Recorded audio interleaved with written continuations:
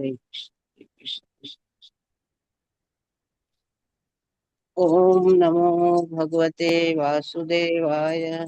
ओम नमो भगवते वासुदेवाय। ओम नमो भगवते वासुदेवाय। नारायणं नमस्कृत्यं नरं चैव नरोत्तमं देवीं सरस्वतीं व्यासं ततो जयं मुदीरयेत्। नष्टप्रायेषु भद्रेषु नित्यं भागवत सेवया भगवती उत्तम श्लोके भक्तिर्भवती नैष्टिकी। कृष्णाय वासुदेवाय देवकी नंदनाय च नन्दगोपकुमाराय गोविन्दाय नमो नमः। मुखं करोति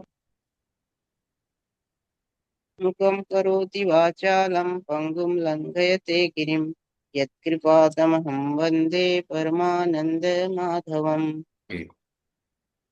ओम अज्ञानतिमिरान्धस्य मङ्गलाचरणम्। ओम अज्ञानतिमिरान्धस्य ज्ञानाञ्जनशलाकया चक्षुरुन्मिलितं येन तस्मै श्रीगुरुवे नमः।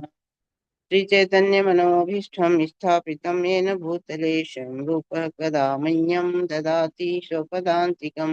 वन्देऽहं श्रीगुरोः श्रीयुतपतिकमलं श्रीगुरून् वैष्णवान् च श्रीरूपं साग्रजातं सकलरघुनाथान्वितं तं सजीवं साद्वैतं सावधूतं परिजनसहितं श्रीकृष्णचैतन्यदेवं श्रीराधाकृष्णपादान् सहगणललिता श्रीविशाखान्वितान्।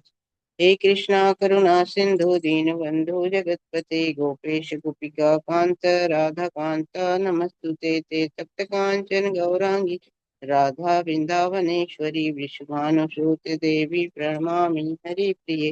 वंचाकल्पतरुभ्यश्च कृपा सिन्धुभ्य एव च पतितानां पावनेभ्यो वैष्णवेभ्यो नमो नमः। जय श्री कृष्ण चैतन्य प्रभु नित्यानंद श्री अद्वैत गदाधर शिवासादि गौर भक्तविंद। हरे कृष्णा कृष्ण कृष्ण हरे हरे हरे राम राम राम हरे हरे। हरे कृष्ण माता जी धन्यवाद प्रणाम। हरे कृष्णा माता जी। प्रणाम माता जी। माता जी आप वो पढ़ोगे गोपी गीत।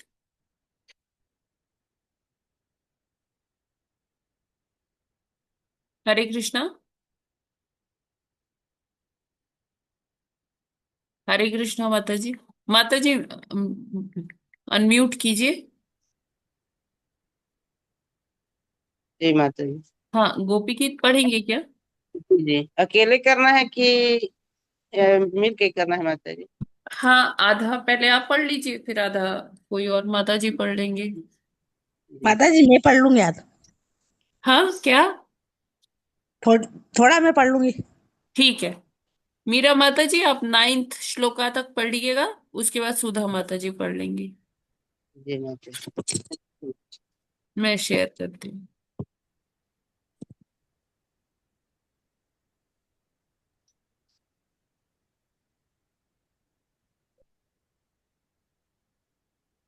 हरे कृष्णा सभी को दंडवत प्रणाम। जयति तेऽधिक जयति तेऽधिकं जन्मना प्रजश्रयत इन्दिरा सस्वदस्त्र हि दतीयदृश्यतां दिक्षुतावका त्वयि धिता स्वत्वतां विचिन्त्यते। माता जी बन रहा है क्या? माता जी अगर नहीं आप कंफर्टेबल है तो कोई और पढ़ लेगा माता जी। जी जी आप किसी और दिन पढ़ लीजिएगा। आप देख प्रैक्टिस है ना। करके पढ़। ठीक जी है, जी। माता ठीक जी है। 2 श्लोक मैं पढ़ लूं। हरे कृष्ण। पढ़ लीजिए प्रभु जी। गोप्यू च जयति तेऽधिकाम्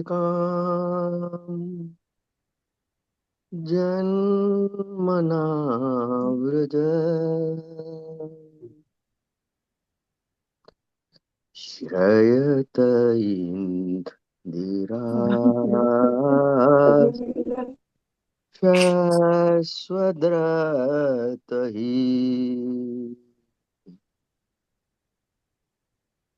दयति द्रक्ष्यताम्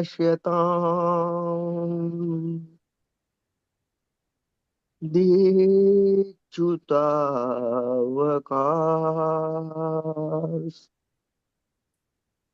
त्वयि घृतासव विचन्वते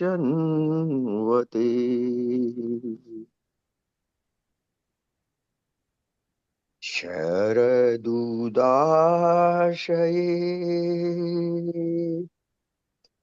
साधुजातस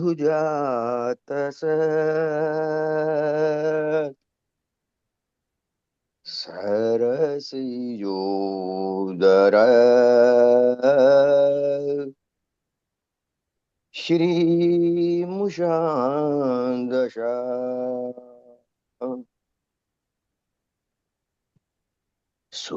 सुरतनाथ ते अशुल्कुदासिका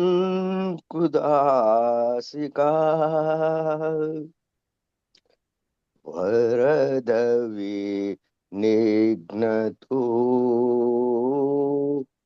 नेह किं वद। माता जी आगे भी पढ़ना है क्या? माता जी मैं पढ़ लूं थोड़ा सा, माता हाँ जी। माता जी पढ़ लेने दीजिए। हरे कृष्ण। अभी तो सबका टर्न आएगा ना।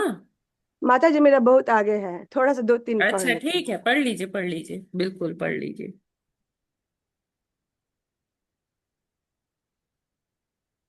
तीसरे श्लोक से पढ़ लीजिए माता जी, फटाफट करिए, देर हो रही है। वरस राकुद्वे द्यूतानलात् वृषमयात्मजा द्विस्वतो भया दृशभते वयं रक्षितामुः न खलु गोपिका नन्दनो भवानखिल देहिना मन्त्रात्मदृक् विखन सार्थितो विश्वगुप्तये सख उदेयिवान् सात्वतां कुले विरचिता भयं वृश्रीधूर्यते चरणमीयुषां संसृतेर्भयात् करसरोरुहं कान्तकामदं शिरसि देहिनः श्रीकरग्रहं व्रजजनार्तिहन् वीरयोषितां निजजनस्मया ध्वंसनस्मित भज सखे भवत् किङ्करी स्मनो जलरुहाननं चारुदर्शय प्रणत देहिनां पापकर्षणं त्रिरचरानुगं श्रीनिकेतनं फणिफणार्पितं ते पदाम्बुजं क्रीडुकुचे सुनः क्रीन्दिरीक्षयं मधुरया गिरा बल्गुवाक्यया बुधमनोज्ञया पुष्करे क्षणा विधिकरीरिमा वीरमुह्यति रधरसीधुनाप्याय यस्वनः तब कथामृतं तप्तजीवनं कविभिरीडितं कल्मषापहम् श्रवणमङ्गलम् श्रीमदाततं भुवि गृह्णन्ति ते भूरिदा जनाः। प्रहसि ये सुधा माता जी पढ़िए। ठीक। प्रहसितं प्रिया प्रेम वीक्षणं विहरणं च ते ध्यानमङ्गलम् रहसि संविदो यारधिस्पर्श कुहकनो मन क्षोभयन्ति चलसि यद व्रजाचरचारयन पशुन नलिन सुन्दरं नाथ ते पदं शीलतृष्णकाकुरे सीदति ततीन कलिललतां मनः कान्त गच्छति दिनपरीक्षये नीलकुन्तलैव वनरुहाननं विभ्रदाव्रतम् धनरजस्वलं घन घन घन रजस्वलम। घनरजस्वलं दर्शयन् मुहं नसीन स्मृं वीरयच्छसि प्रणतकामदं पद्मजार्चितं धरणिमण्डन द्वेयमापदि चरणपङ्कजं सन्तं च ते रमणन स्वेन वर्य पयादिहन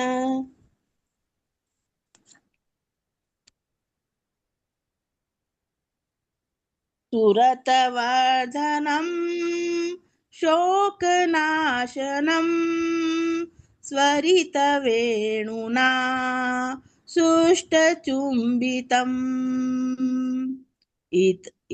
इतरागविस्मारणं नृणां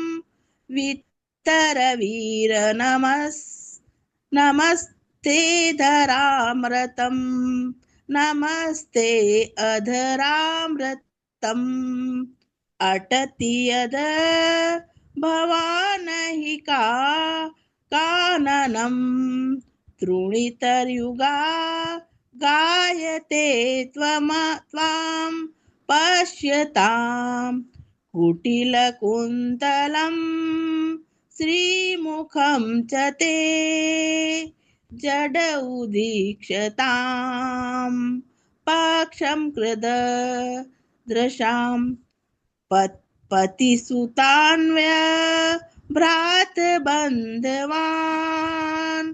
अतिविलङ्घ्य ते अन्त्यच्युगतागताः गतिविदास्तव गतिमोहितां कितवयोषित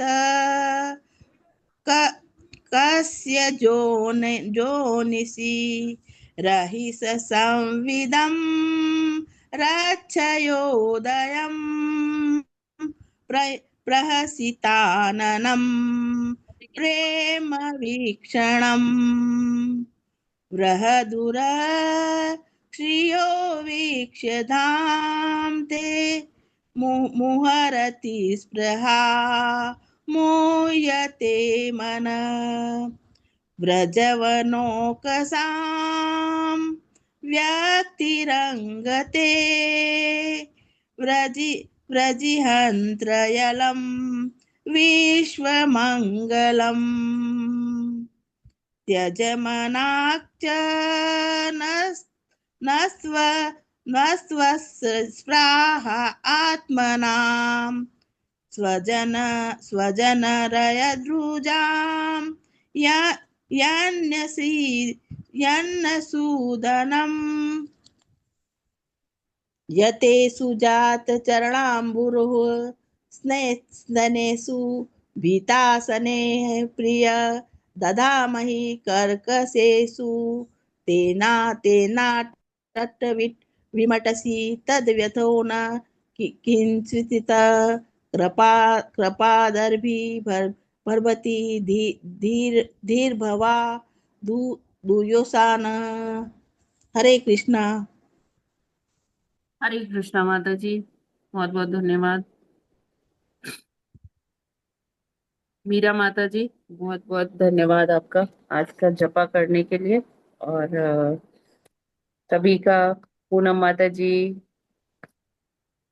his grace Krishna thank Kishor, you Mata ji, आज तो मैं क्रिसमस और डे के लिए सुधा माता जी, सभी का धन्यवाद आप गोपी गीत का उच्चारण करने के लिए। तो देखिए बहुत सुंदर है, चातुर्मास्य में हम ये सब कर रहे हैं। आप लोग को भी आई गेस अच्छा लग रहा होगा बहुत, है ना? अलग अलग अष्टकम, अलग अलग, है ना? ठीक है। तो अभी हम आगे चलते हैं। सभी डिवोटीज का बहुत बहुत हार्दिक स्वागत है आज के इस पौने अध्याय के प्रातःकालीन जप सत्र में। हरे कृष्णा। हरे हरे हरे कृष्ण। कृष्णा माता जी, हरे कृष्ण सादर माता दी, प्रणाम। पंचांग प्रणाम, हरे प्रणाम, कृष्ण। भक्तों को भी हरे सादर कृष्ण। कृष्ण माता प्रणाम, जी, सबको दंडवत सादर प्रणाम। प्रणाम। तो अभी समय हो गया प्रभुपाद जी के कोट का शेयर करती हूँ।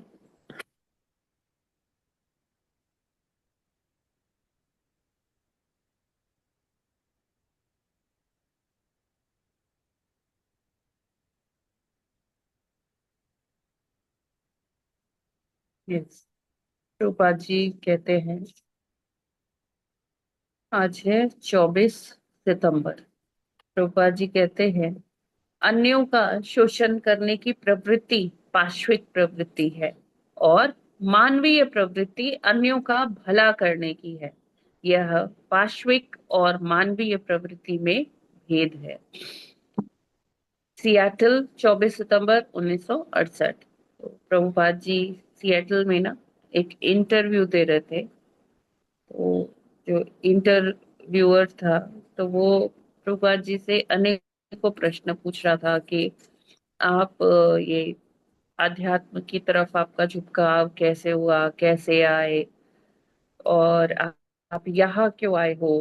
तो ऐसे अलग अलग प्रश्न वो पूछ रहा था प्रभुपाद जी से, अपने मैगजीन में छापने के लिए प्रभुपाद जी का इंटरव्यू। तो प्रभुपाद जी उनको इंटरव्यू देते हुए कई अनेकों प्रश्नों के उत्तर देते हैं बेबाक। हम जानते हैं प्रभुपाद जी हमेशा बेबाकी से सब प्रश्नों का उत्तर देते हैं। चाहे उनके आगे कोई ज्ञानी बैठ जाए, कोई ध्यानी बैठ जाए, वो हर एक के जो प्रश्न है उसका बहुत ही बेबाकी से उत्तर देते हैं। तो प्रभुपाद जी ने उनको अपने बैकग्राउंड के बारे में बताया कि वो कहाँ से आए हैं, क्या कैसे आए हैं। फिर उन्होंने कहा कि मैं आपके देश में इसलिए आया हूँ कि यहाँ पे जो युवा है, वैसे तो पूरे विश्व में ऐसा है कि सबको जो है कृष्ण भावनामृत को अंगीकार करना चाहिए। लेकिन हाँ ठीक है, भारत में भी है जरूरी, लेकिन वहाँ ऑलरेडी मतलब अधिकांश लोग आध्यात्म में रुचि रखते हैं।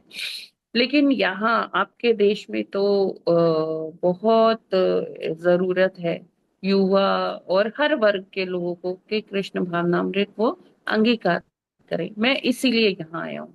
तो कहते हैं कि शोषण करना, जब हम देखें राजनीतिक दृष्टि से, कूटनीतिक दृष्टि से, या किसी भी दृष्टि से, क्या होता है कि जो ताकतवर होता है, जो पावरफुल होता है, वो जो कमजोर है, जो निर्बल है, उसको वो शोषण करता है। तो प्रभुपाद जी यहाँ बताते हैं कि एक मनुष्य दूसरे मनुष्य का शोषण करे, ये क्या है, पाशविक प्रवृत्ति है ना। जो प्राकृतिक संसाधन है, इवन अगर हम उसका बस अंधाधुन वो दोहन करते जा रहे हैं, ये भी क्या है, पाशविक प्रवृत्ति है। हम ऐसा अपनी ऐसी मनोवृत्ति बना चुके हैं कि हम सारे जितने प्राकृतिक संसाधन है, हम सबको सब चीजों के स्वामी बनने का सोचते हैं। या जो लोग कमजोर हैं, जो अधीनस्थ हैं, उनके हम पूरा बॉस बनने का प्रयास करते हैं, पूरा स्वामित्व जताने का प्रयास करते हैं। तो इसमें अगर शोषण हो रहा है, अगर कोई व्यक्ति अपने अधीनस्थ व्यक्तियों का शोषण कर रहा है, तो ये पूर्णतः पाश्विक है, इसमें मानवीयता कहीं भी नहीं है। तो प्रभुपाद जी इसी को लेकर, जो रेसिज्म होता है, शोषण की बात होती है, जैसे कितने सालों तक स्लेवरी रही है ना, मनुष्यों को ही दास बनाकर जो ऊंचे ताकतवर लोग होते थे, उनको वो स्लेव बनाकर रखते थे। जैसे हम देखते हैं कि जिनको हम थर्ड वर्ल्ड कंट्रीज कहते हैं, या मेनली जो साउथ अफ्रीकन कंट्रीज है, अफ्रीका की, तो वहां से लोग को लाया जाता था जो ब्लैक होते थे, और उनको स्लेव की तरह यूज किया जाता था। तो ये सारा क्या है, पाश्विक प्रवृत्ति है। तो प्रभुपाद जी इसी पर बोल रहे थे। और फिर उन्होंने बताया कि मानव होना क्या होता है, मानव होने का मतलब क्या है, कि मानव है तो हमारे ऊपर हम हमें सहिष्णु होना चाहिए, दूसरों के प्रति दया भाव होना चाहिए, हर एक का भला करने का सोचना चाहिए। अगर ऐसा नहीं है कि हम दूसरों का शोषण करने का सोचते हैं, हम सोचते हैं कैसे इससे ना अपना काम निकलवाए, ये हमारे लिए कैसे लाभप्रद होगा, अगर हम ये सोच रहे हैं, तो ये क्या है, पाश्विक प्रवृत्ति है। क्योंकि पशु ऐसे ही तो करते हैं। पशु में जो बुद्धि है, जो चेतना है, वो उनसे ऐसे ही कार्य करवाती है ना। पशु कभी मतलब ऐसे उनके अंदर ये चेतना नहीं है कि वो कैसे किसी का भला कर पाए।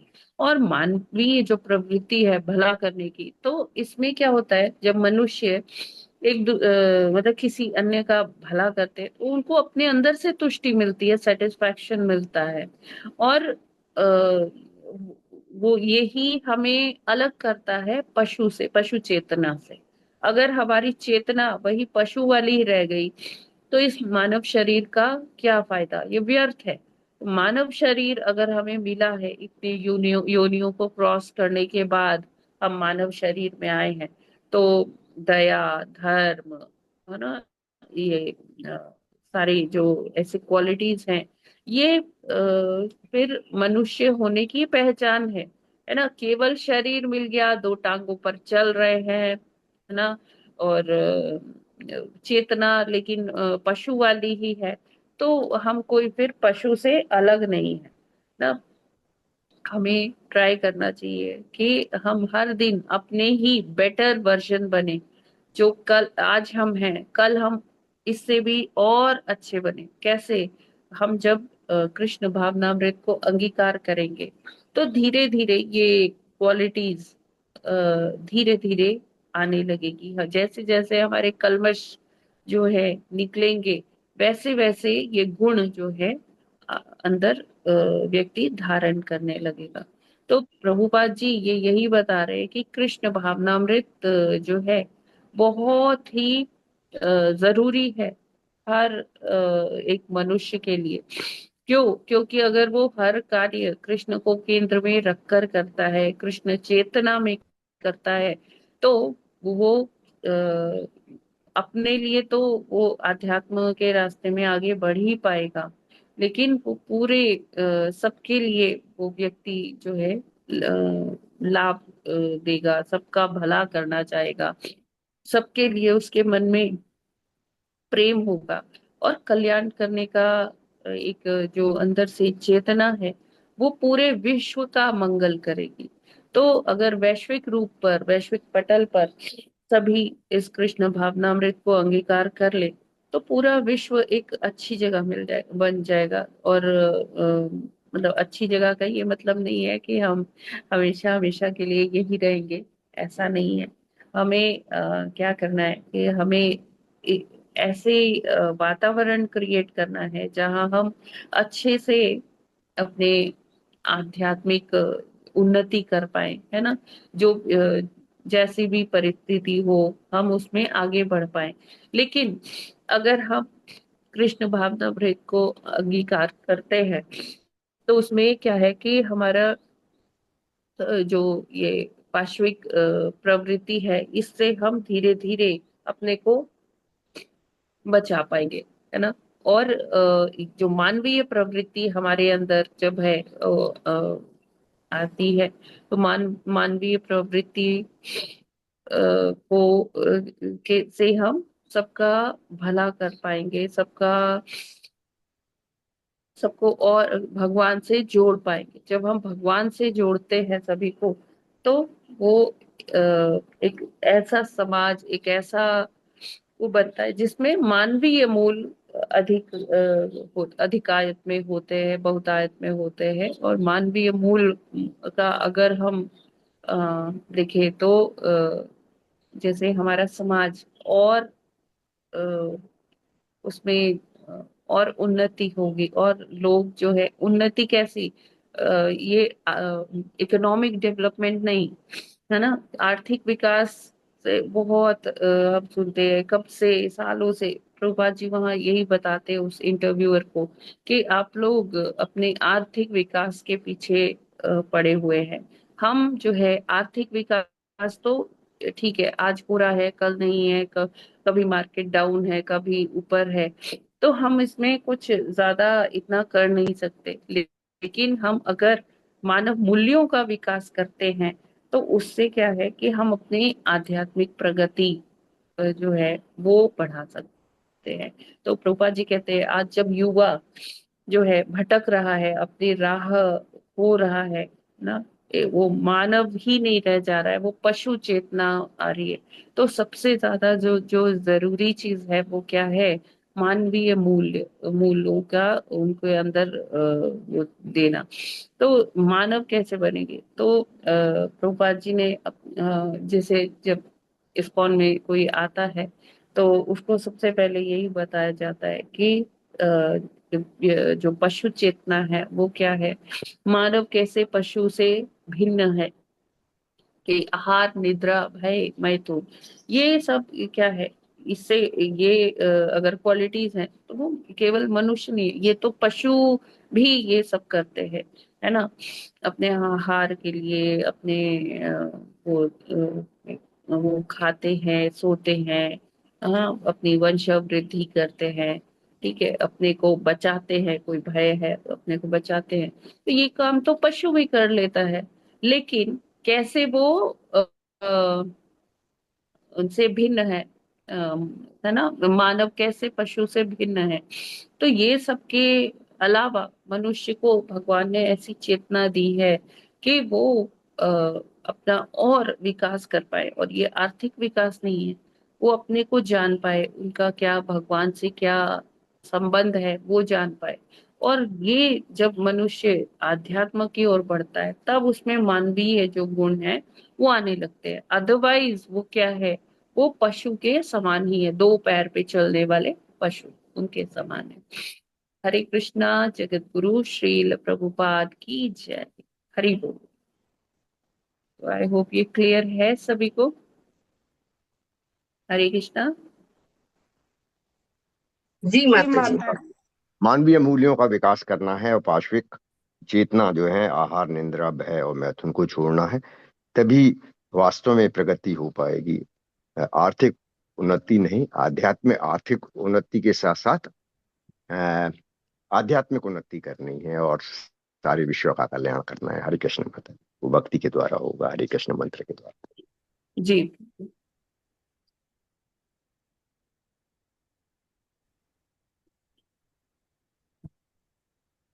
ठीक है, तो फिर हम आगे बढ़ते। भागवतम की ओर चलते।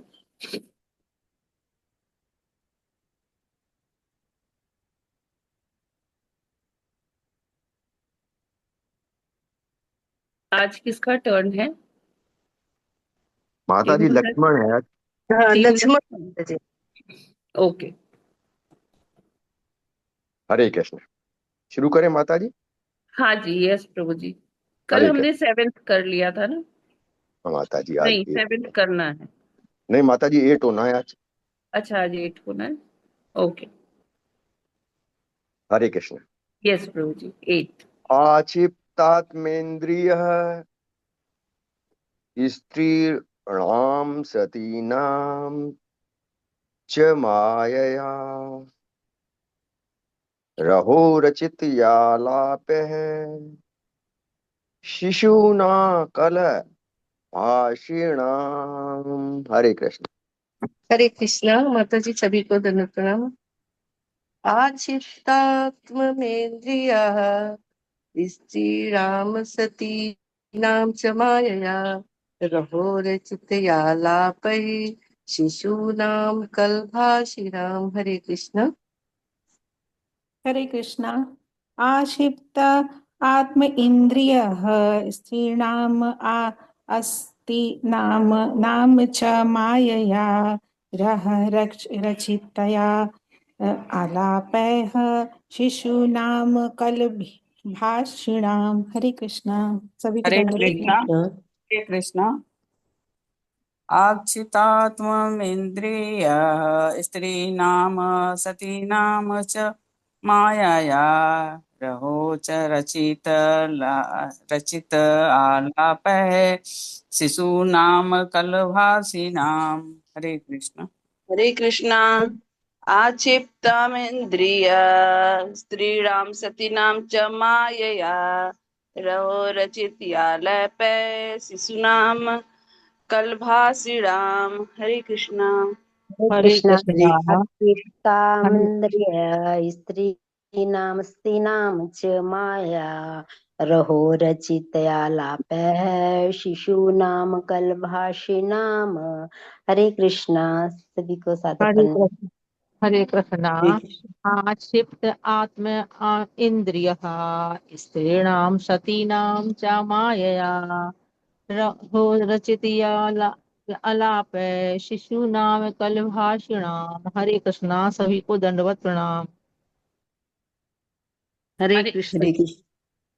हरे कृष्ण। माता जी, आक्षिप्त इंद्रिय है स्त्रीणाम सतीनां च मायया रहो रचितयालापै शिशूनां कलभाषिणाम्। हरे कृष्णा। दंडवत प्रणाम सबको। हरे कृष्णा। आक्षिप्तात्मेन्द्रियः स्त्रीणां सतीनां च मायया रहो रचित्यालापै शिशूनां कलभाषिणाम्। हरे कृष्णा। माता जी दंडवत प्रणाम। सभी को दंडवत प्रणाम। हरे कृष्णा माता जी, सभी को दंडवत प्रणाम। आक्षिप्ता आक्षिप्ताम इंद्रियः स्त्रीणां सतीनां च मायया रहो रचितयालापैः शिशूनां कलभाषिणाम्। हरे कृष्णा माता जी, सभी को दंडवत प्रणाम। हरे कृष्ण।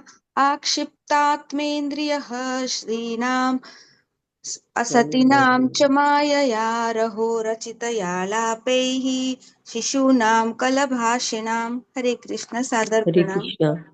हरे कृष्ण। आक्षितः प्रत्येन्द्रियः स्त्रीणां सतीनां च मायया रहो रचितयालापैः शिशूनां कलभाषिणाम्। हरे कृष्ण। सभी को दंडवत प्रणाम।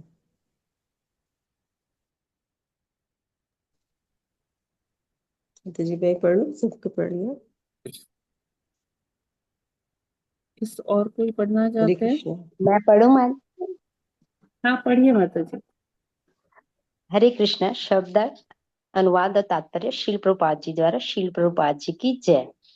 आक्षेप मोहित, आत्म हृदय, इंद्रिय इंद्रियां, स्त्री नाम स्त्रियों का, अस्ति नाम झूठी, च तथा, माया माया के द्वारा, रह एकांत स्थान में रचित्या प्रदर्शित आलाप बातचीत से शिशु नाम बच्चों के कलभाषी नाम मीठे मीठे शब्दों से।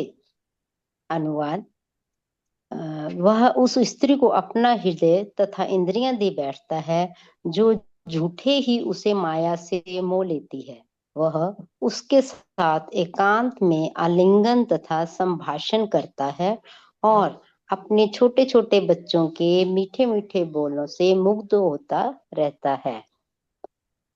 तात्पर्य एक मिनट तात्पर्य माया के राज्य के भीतर पारिवारिक जीवन शाश्वत जीव के लिए बंदी गृह के तुल्य है। बंदी गृह में बंदी के हथकड़ी बेड़ी पड़ी रहती है। इसी प्रकार बद्ध जीव स्त्री के मनोहर सौंदर्य, उसकी एकांत आलिंगन तथा प्रेम वार्ता से एवं छोटे छोटे बच्चों की मधुर वाणी से जकड़ा रहता है। इस तरह वह अपने वास्तविक स्वरूप को भूल जाता है। इस श्लोक में स्त्री नाम अस्ति नाम शब्द सूचित करते हैं कि स्त्री का प्रेम पुरुष के मन को विचलित करने के लिए है। वस्तुतः इस भौतिक जगत में प्रेम कहाँ, स्त्री तथा पुरुष दोनों ही अपनी अपनी इंद्रिय तृप्ति में लगे रहते हैं। इंद्रिय तृप्ति के लिए स्त्री झूठा प्रेम उत्पन्न करती है और मनुष्य इस झूठे प्रेम से मुग्ध होकर अपने वास्तविक कर्म यानी धर्म को भूल जाता है। जब ऐसे संयोग से संतान उत्पन्न होती है तो अगला आकर्षण होता है इन बच्चों की मीठी यानी तोतली बोली। घर में स्त्री का प्रेम तथा बच्चों की बोली उसे सुरक्षित बंदी बना लेते हैं और इस तरह वह अपना घर छोड़ नहीं पाता। वैदिक भाषा में ऐसा व्यक्ति गृहमेघी कहलाता है, जिसका अर्थ है जिसके आकर्षण का केंद्र बिंदु घर है। गृहस्थ वह है जो अपने परिवार, पत्नी तथा बच्चों के साथ रहता है, किंतु उसका वास्तविक जीवन लक्ष्य कृष्ण भक्ति उत्पन्न करना है। इसलिए मनुष्य को गृहस्थ बनने की सलाह दी जाती है, गृहमेघी बनने की नहीं। गृहस्थ की मुख्य चिंता मोहजनित पारिवारिक जीवन से छूटकर कृष्ण के साथ वास्तविक पारिवारिक जीवन में प्रविष्ट करना है, जबकि गृहमेघी का कार्य तथा कथित पारिवारिक जीवन से अपने को जन्म जन्मांतर तक बारंबार बांधना और निरंतर माया के अधिकार में बने रहना है। हरे कृष्ण माता जी, सादर हरे प्रणाम कृष्ण, और बहुत शुक्रिया। बहुत धन्यवाद, बहुत बहुत धन्यवाद माता जी। तो हम यहाँ देखते हैं कि कपिल देव जी देव भगवान देवाहुति माता जी से क्या डिस्कशन कर रहे हैं कि जो मनुष्य विपरीत कर्म करता है ना। पिछले चैप्टर में उन्होंने क्या डिस्कशन किया था कि कैसे भक्तिमय सेवा में लगकर भगवान को प्राप्त कर सकता है मनुष्य, लेकिन यहाँ पर विपरीत कर्म के बारे में चर्चा हो रही है। तो हमने कल भी पढ़ा था इसके बारे में कि कैसे हम धन वगैरह के लालच में जो मनुष्य है वो आ जाता है ना। तो ये 8वें श्लोक में क्या है, मनुष्य के बारे में बता रहे हैं कि व्यक्ति जो है जो अब जहाँ स्त्री लिखा है वहां पुरुष भी कर सकते हैं, है ना। तो वो दोनों का ऐसे इसको ऐसे समझना चाहिए। तो क्या है कि व्यक्ति जो है अपने घर में इतना वो बंध जाता है, इतना उसको वहाँ मोह हो जाता है अपने पति को पत्नी से, पत्नी को पति से, और फिर उनके जो बच्चे होते हैं उनकी, प्रभुपाद जी बताते हैं कि उनकी तोतली भाषा सुनने के लिए वो लालायित रहते हैं और अपने को अपने घर संसार में ऐसा वो फंसा लेते हैं अपने को उसी में, क्योंकि वो उससे बाहर निकल ही नहीं पाते। इतना मोह हो जाता है कि ये मेरा घर है, ये मेरी पत्नी है, ये मेरे बच्चे हैं, तो वो उनके लिए कैसे वो सारा संसाधन कैसे जुटाना है, कैसे इनके लिए मैं भला कर पाऊं, है ना। नो डाउट एक व्यक्ति को अपने परिवार की जो भरण पोषण का उत्तरदायित्व है, लेकिन वो उत्तरदायित्व से बढ़कर वो मोह के रूप में आ जाता है। जब व्यक्ति मोहित हो जाता है अपने घर परिवार से, अपने छोटे से संसार से, छोटे छोटे बच्चों से, तो वो फिर क्या है कि वो अपने को उस मोह के चलते जन्म जन्मांतर तक वो इधर ही रहने का पूरा बंदोबस्त कर लेता है ना, कि हाँ मुझे इधर ही रहना है, कि, इनके साथ रहना है। और ऐसी चेतना डेवलप हो जाती है कि फिर जब मृत्यु के बाद भी उसको इधर ही आना पड़ता है। क्योंकि देखिए हम जानते हैं कि अपने जीवन के 50-55 वर्ष तक जो हमने किया है उससे हम अगला जीवन अपना निर्धारित कर लेते हैं, ठीक है। लेकिन अगर व्यक्ति की चेतना शुद्ध हो जाए, चेतना सही हो जाए, जैसे भगवान के नाम का, पवित्र नामों का जप करते हैं, तो धीरे धीरे फिर हम ये जो है कर सकते हैं। लेकिन यहाँ प्रभुपाद जी कहते हैं कि व्यक्ति अपने को एक बंदी गृह में बंदी की तरह से बना लेता है। वो उसके हाथों में जैसे जेल में हथकड़ी डाल देते हैं, कैदी के हाथ में बेड़ियां डाल देते हैं जो दुर्दांत अपराधी होते हैं, तो वो स्वयं ही अपने हाथ पांव में बेड़ियां डाल लेता है ना। और बद्ध जीवन जीने को वो अपने आप को मजबूर कर देता है ना। क्यों? क्योंकि वो उसको यही सब अच्छा लगता है, वो सोचता है कि उसका यही धर्म है ना। अपने पति के साथ, अपनी पत्नी के साथ वो बातें करना, संभाषण करना, ठीक है, ये सारी चीजों में उसको मजा आता है। और वो अपने जीवन का लक्ष्य भूल जाता है कि हमारे जीवन का लक्ष्य क्या है। जो गृहस्थ जीवन बताया गया है वो बहुत संयम का, बहुत धर्म शास्त्रोक्त विधि से अपने पालन करना, है ना, वो इसके लिए ये गृहस्थ जीवन है। गृहस्थ जीवन को अक्सर लोग क्या समझ लेते हैं कि उनको एक लाइसेंस मिल गया भोग करने का, लेकिन ये बिल्कुल भी वैसा नहीं है ना। अगर भोग, इसमें भोग भी जो है वो संयमित भोग के है ना, कि बिल्कुल भी ये नहीं है कि हम अपने मन मर्जी से कभी भी कुछ भी कर लेंगे। जो सारे चारों आश्रम हैं उसके नियम बताए गए हैं, और अगर हम नियम का पालन नहीं कर रहे तो हम गृहस्थ नहीं, हम क्या है, गृह में भी हैं। और जितने भी वर्ण, जितने भी आश्रम बनाए गए हैं, कोई भोग के लिए नहीं बनाया गया है। उसका लक्ष्य है कि हम अपने जो इंद्रियां हैं उसको धीरे धीरे संयमित करके, और अपने जो हमारे पास जो साधन है उससे हम भगवत प्राप्ति की ओर बढ़े, है ना। और गृहस्थ का तो और बहुत रिस्पॉन्सिबिलिटी है कि प्रभुपाद जी अपने बुक्स में लिखते हैं कि अगर कोई माता पिता अपने बच्चों को भगवत धाम पहुंचाने का नहीं कर पाते व्यवस्था, तो वो उनको माता पिता बनना ही नहीं चाहिए। या कोई गुरु अगर अपने शिष्य को भगवत धाम की ओर नहीं ले जा पा रहा, तो उनको गुरु नहीं बनना चाहिए।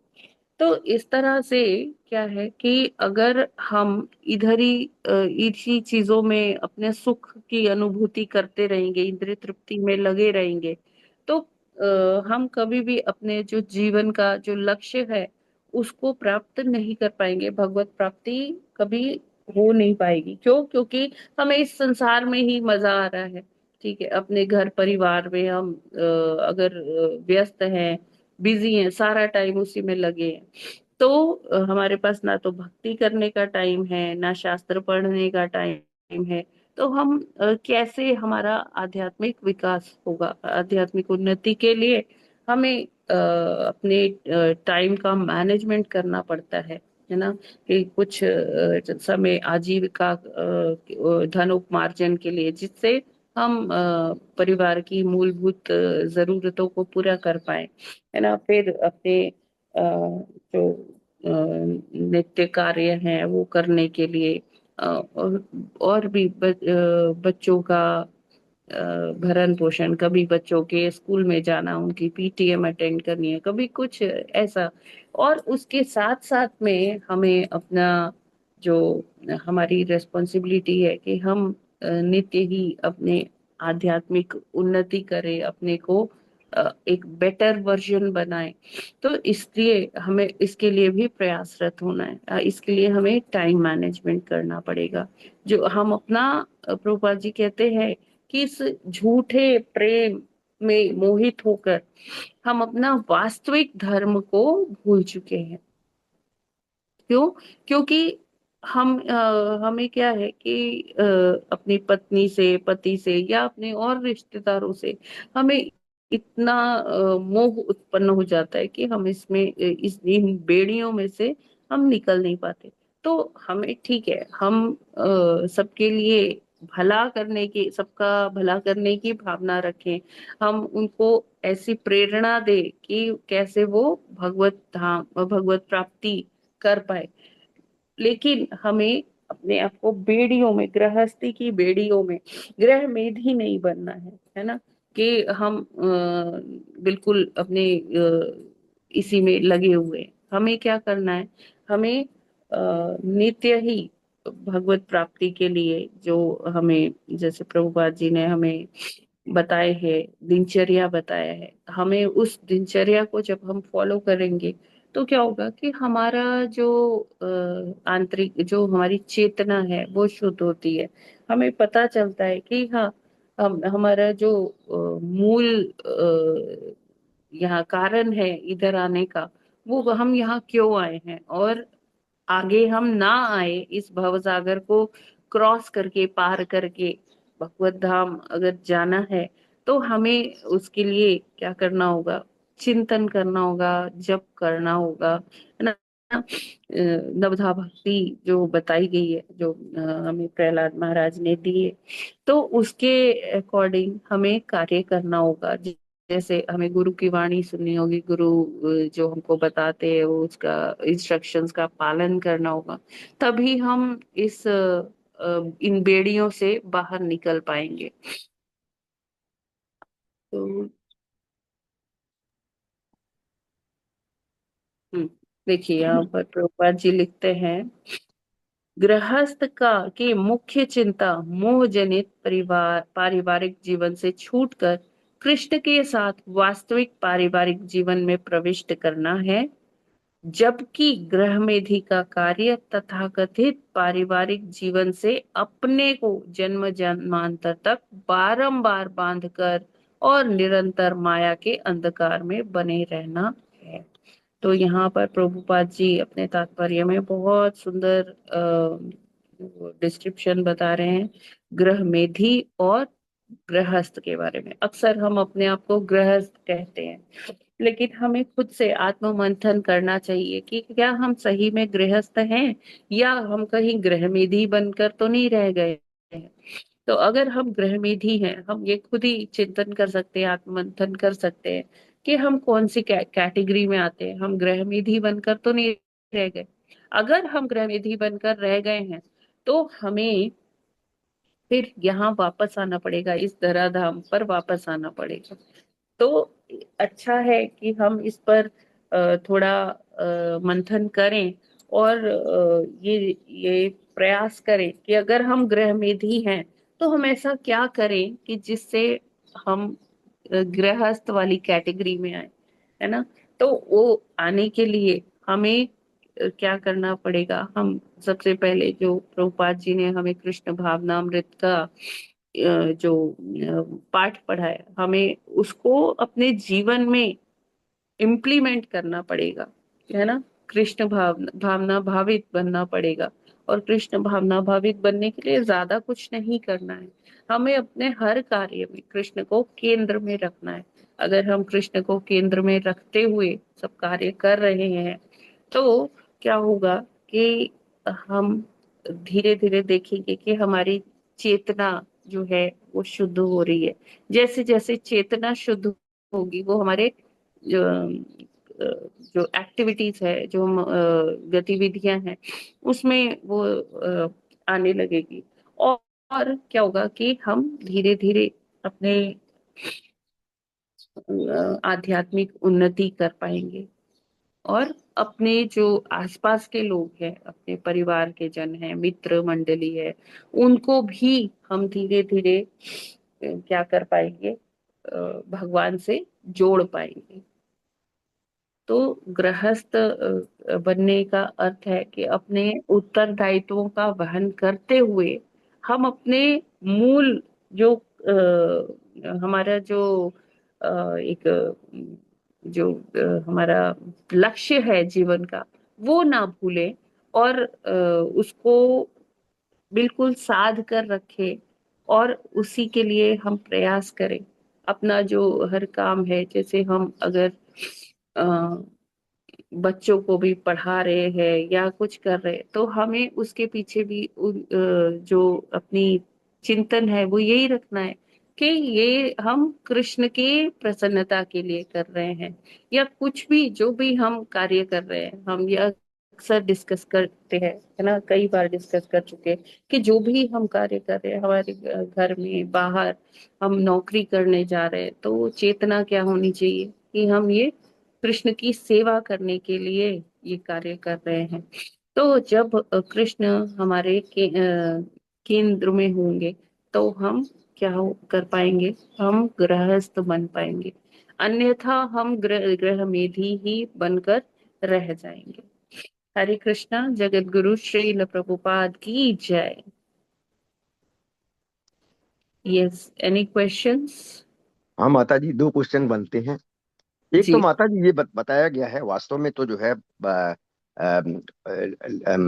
जीवन का मेन उद्देश्य तो भगवत प्राप्ति करना है, तथा भगवत प्राप्ति के लिए जो है, चाहे लोग परिवार में हो, चाहे वो जैसे भी हो, परंतु गृहस्थ बनकर करना है ताकि वो हो।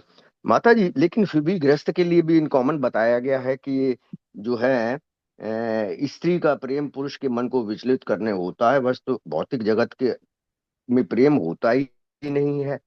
तो ये तो आया है कि कृष्ण को ध्यान में रखते हुए गृहस्थ कार्य करना है, बच्चे को करना है और ये सोचना है कि ये भगवान के ही दिए हुए हैं। माता जी, लेकिन ये भी आया है कि टोटल कल्याण के लिए जो है, भगवत प्राप्ति के लिए धर्म, अर्थ, काम और मोक्ष, इसकी प्राप्ति के लिए जो है पारिवारिक जीवन आवश्यक है, क्योंकि पत्नी ही जो है जब भक्तिमय कार्य में है तो धर्म के पालन में हेल्प करती है, और अर्थ भी पति उसी तरह से प्राप्त करता है। बिना अर्थ के कोई भक्ति थोड़ी हो पाएगी माता जी, और काम भी उसका सेटिस्फाई होता है, और अंत में जो है उसको भगवत प्राप्ति होती है और मोक्ष प्राप्त होता है। तो एक क्वेश्चन तो ये है कि क्या ये जो बताया गया है गृह मेदी के लिए है कि जेल की तरह है पत्नी, और क्या जो गृहस्थ हैं उनको और अच्छी तरह से भगवत प्राप्ति नहीं होती है? ये क्वेश्चन है। और दूसरा क्वेश्चन ये है माता जी कि इस आजकल के युग में 50 60 70 साल तो कठिन अपने कार्य में ही अर्थ के लिए ही लोग निकाल देते हैं, जिसमें कि भक्ति कम होती है। 70 70 साल निकल जाते हैं, 60 60 साल निकल जाते हैं, तो मेन तो भक्ति जो ज्यादा होती है, और पता पड़ता है कि कृष्ण भक्ति होती है खास और देवों की भक्ति नहीं होती है। तो 50 60 साल तक जो कुछ उसने किया होता है, उसी से ही अगले जीवन का लक्ष्य निर्धारित होता है कि जन्म मृत्यु का चक्र मिलेगा या भगवत प्राप्ति होगी। तो ये बात कहाँ तक जो है लागू होती है उन लोगों के ऊपर जो कि इस कठिन युग में बहुत सारा समय अपना 24 और 48 घंटे कंटिन्यूअस ड्यूटियों में भी लगा देते हैं, और थोड़ी सी बहुत भक्ति करने लगते हैं, और बाद में ज्यादा भक्ति होती है? हरे कृष्ण माता जी, दो क्वेश्चन हैं। जी। तो जहाँ तक आपने कहा, आपने बताया कि गृहस्थ जीवन में कैसे क्या भक्ति प्राप्त नहीं हो सकती। तो देखिए, अर्जुन कौन थे? गृहस्थ ही थे। भगवान कौन थे? भगवान भी स्वयं गृहस्थ ही थे। और भगवान ने उच्च वो जो है उदाहरण दिए हैं, है ना, श्री रामचंद्र जी। हाँ, वो गृहस्थ ही थे और उन्होंने बताया कि मानव जीवन में हमें किस प्रकार जो है कर्म करना चाहिए। जो श्री रामचंद्र जी ने हमें ये शिक्षा दी कि कैसे अच्छा बेटा, अच्छा पुत्र, अच्छा पति, अच्छा पिता, इस तरह से कि मतलब उनका जो हर रिलेशन था उन्होंने उसको पूरी फुल जस्टिस किया। लेकिन जो है हमें आध्यात्म भी अंगीकार करना चाहिए, अपने गुरु की शिक्षाओं को धारण करना चाहिए। ठीक है ना। तो अगर हम गृहस्थ हैं, सच में सही मायने में गृहस्थ हैं, तो भक्ति तो रहेगी ही प्रभु जी। हाँ, लेकिन ग्रह मेधी अगर बन गए तो फिर क्या है कि हम सांसारिक चीजों में ही अपनी जो है सुख वो तलाशने लगते हैं। हरे कृष्णा। हरे कृष्ण माता जी। ठीक है ना। तो हाँ माता। हमें ये जैसे मान लीजिए आप कह रहे हैं कि लोग 50-60 वर्ष तो ऐसे ही निकाल देते हैं, नौकरी करते हुए निकाल देते हैं, है ना, तो उनको पता ही नहीं होता कि करना क्या है। तो हमें अपने समाज में यही करना है कि जो हमारी परंपरा नष्ट हो गई। पहले क्या होता था, हर जो परिवार होता था वो किन्हीं ना किन्हीं आध्यात्मिक गुरु से जुड़ा होता। तो हमें भी क्या करना है, हमें देखना है कि प्रामाणिक गुरु कहाँ है। हमें उनसे अभी ये 2-3 जनरेशन से ऐसा हो गया है कि लोग नहीं कर रहे हैं इस तरह से गुरु का मतलब ये वो कहीं भी चले जाते हैं, किसी किधर भी चले जाते हैं और बस एक नाम के लिए हो जाता है कि हाँ दीक्षा हो गई है, लेकिन वो कुछ फॉलो भी नहीं करते, ना उनको कुछ बताया जाता है। तो हमें ऐसा ऐसा करना है कि हमें प्रामाणिक गुरु को ढूंढना है। हाँ, लेकिन देखिए चेतना ही नहीं रहती, क्योंकि जैसे प्रभुपाद जी बताते हैं कि जो व्यक्ति भगवान की शरण में आते हैं, ऐसे 4 व्यक्ति होते हैं जो भगवान की शरण में आते हैं। कौन कौन से होते हैं वो 4 व्यक्ति? आर्थ हम्म। अर्थार्थी जिज्ञासु। हरे कृष्ण। हाँ जी माता जी। जी, आर्थ अर्थार्थी, जिज्ञासु जिज्ञासु। और और एक आर्थ ज्ञानी अर्थार्थी ज्ञानी ज्ञानी ज्ञानी जिज्ञासु। ज्ञानी माता ज्ञानी। जी। हाँ हाँ ज्ञानी जी। माता जी, यस। ओके। तो वो भगवान की शरण में आते हैं, है ना। तो भगवान की शरण में आने के लिए वो मतलब ऐसे ये 4 जो लोग होते हैं, तो वो उनमें से जैसे जिज्ञासु है तो वो अपने क्वेश्चंस के लिए इधर उधर घूमता है, एक जगह जाएगा उसको नहीं उसका हल मिलता, फिर वो दूसरी जगह जाता है। इस तरह से वो हल ढूंढ पाने के लिए अलग अलग गुरुओं के पास जाते हैं। फिर जहां उनको उनके प्रश्नों का उत्तर मिलता है एक प्रामाणिक संप्रदाय में, तो फिर वो उनका झुकाव होता है कि हाँ हम आगे कैसे भक्ति आगे कैसे कंटिन्यू करें, क्या करें। तो इस तरह से जब हम जिज्ञासा करेंगे तो क्या होगा कि हमें जरूर से वो मार्ग मिलेगा। जब हम जिज्ञासा ही नहीं करेंगे तो भगवान हमारा मार्ग कैसे प्रशस्त करेंगे प्रभु जी, है ना। अगर हम वही अपने संसार में ही लगे रहे और जैसे प्रभुपाद जी कहते हैं कि जो मूड है वो क्या करता है, वो श्रम करता रहता है। हम इतना अधिक श्रम करता है कि मैं और पैसे कमाऊं, और पैसे कमाएंगे तो और सुख आएगा, वो सुख ही ढूंढता रहता है। तो वो उसको दिन में जो वो नौकरी कर रहे उसमें संतुष्टि पूरी नहीं तरह से नहीं मिलती है। उनको लगता है कि अच्छा मैं ओवर टाइम भी कर लूं, अच्छा मैं नाइट शिफ्ट भी कर लूं और धन कमा सकते हैं। तो और सुख मतलब और धन, और धन मतलब और श्रम। तो इसलिए उनके पास समय ही नहीं होता कि वो कार्य कर पाए, है ना, भक्ति में कार्य कर पाए, भगवान की सेवा कर पाए।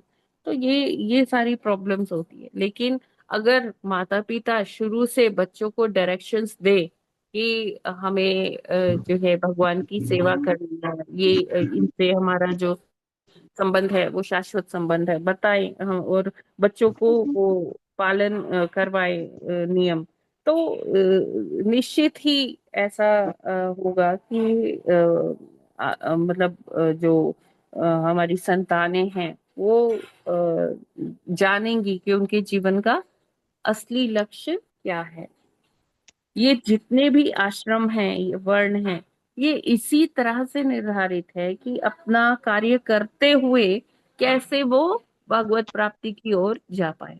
जैसे पति पत्नी है, वो एक दूसरे को ऐसे हेल्प करे कि हाँ इनका भी जो है भगवत प्राप्ति हो। जैसे पति है वो अपना तो ट्राई करे ही, साथ में अपनी पत्नी को भी इन्वॉल्व करे, बच्चों को भी इन्वॉल्व करे उसमें। तो इस तरह से हम अपने ही नहीं, गृहस्थ आश्रम में हम अपने परिवार को भी एक दिशा दे सकते हैं। हरे कृष्णा। ठीक है प्रभु जी। हाँ, हरे कृष्ण माता जी। यस, और कोई प्रश्न?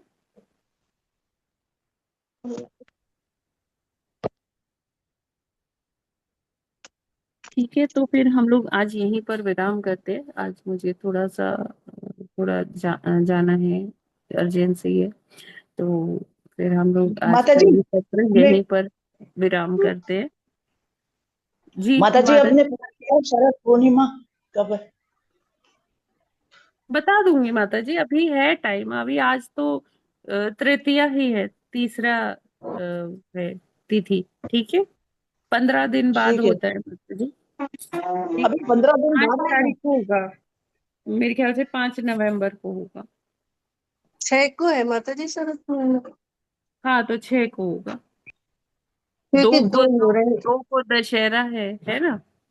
ठीक एक है, माता एक 7 को दिखा रहे हैं और एक 6 को दिखा अरे रहे हैं। माता जी कर लेंगे, कोई जी दिक्कत नहीं। जी, हरे कृष्ण। ठीक है, तो फिर हम लोग आज यहीं पर विराम करते हैं। आप सभी का बहुत बहुत धन्यवाद आज के प्रातःकालीन जप सत्र में जुड़ने के लिए। ग्रंथराज श्रीमद् भागवतम की जय। जगत गुरु श्रील प्रभुपाद की की जय। जय। नमाचार्य हरिदास ठाकुर की ठाकुर जय। की जय। कोटि वैष्णव भक्त वृंद जय।